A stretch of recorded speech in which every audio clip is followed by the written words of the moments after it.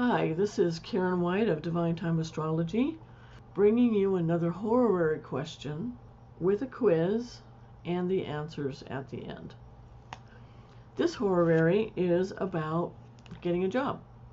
A friend of mine went on an interview, and afterwards she felt good about it. She thought that the interviewer really liked her.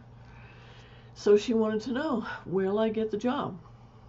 Okay, as usual, the querent, the person asking the question, is ruled by the first house lord. And since this is Virgo, that means the first house lord is Mercury. Now the 10th house is typically the job that's being asked about. But the 10th cusp says it's Gemini. Well, the planet that rules Gemini is also Mercury. Since we can't use this to answer her question, we can't do it this way, at least not in this chart, what we need to do is take the next house over the lord of that. And in this case, it's the moon, which as we see is right in her house. So the querent obviously had a good reason to feel good about this.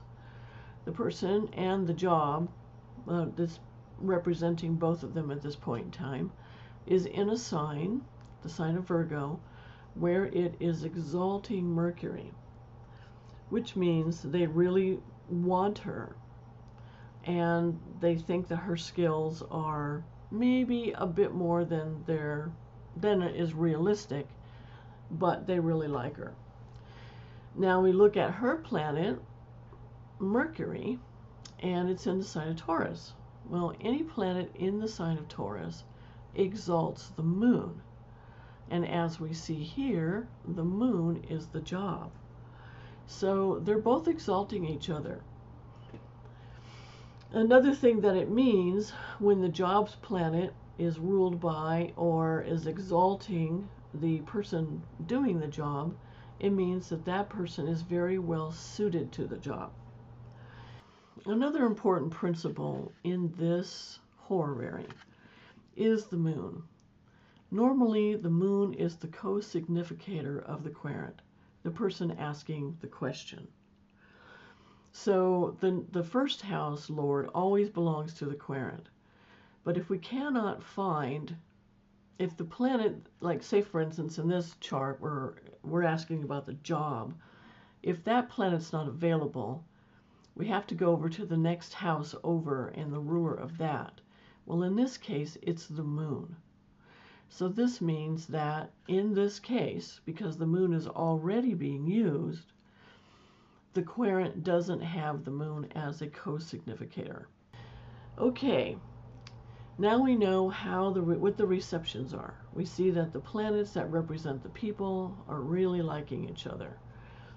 Now, when it comes to a job horary, this is usually a good thing, because most of the time when a person applies for a job at a company, the company doesn't know who they are. It's just a stranger.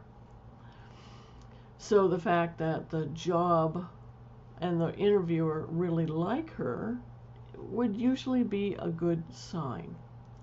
But since this is an event chart, she either gets the job or she doesn't. We have to see if there is an aspect between the querent and the job. So we see here the job's planet is at 10 degrees of Virgo, and the querent's planet is at 4 degrees of Taurus.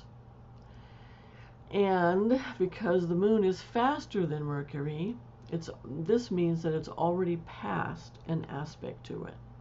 So, since aspects in event charts matter so much, this means that even though the job is perfect for her and the interviewer loved her, she doesn't get the job. And that's what happened. Unfortunately, she called me and told me that she didn't get the job. Now, why? I mean, it's not really relevant to answer the question if a client asks you this question, but nevertheless, I want to see why. Okay, so the interviewer apparently is not the person who can make the final decision. So we have to look to see, okay, who is the boss of the interviewer? And that's usually 10 houses away from the job. So we've got, this is the job. We go 7 across, 8, 9, 10, and that lands us on Mars. Mars is the job. Well, here's Mars, and who does Mars rule? Or love, I should say. Mars loves Venus. So we go over here to Venus, and Venus, any planet in the sign of Pisces, likes Mars as well. Now Mars likes Venus more, but it doesn't matter. There's a mutual reception going on here. They like each other. So, and the planet is retrograde too. Venus, exalted in Pisces, is retrograde.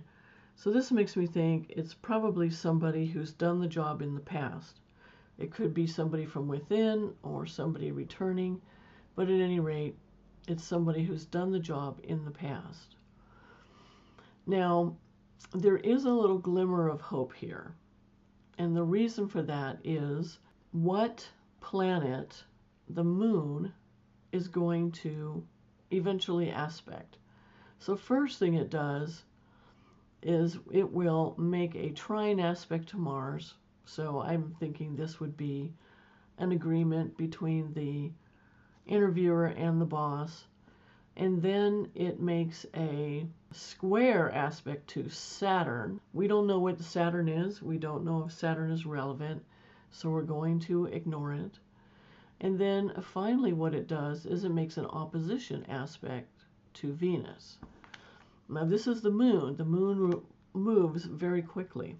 So this would tell me then that this person who is actually getting the job is going to leave the job. So I told my friend that to check back later, because there's a possibility that the person who is taking the job now will end up leaving again in the future.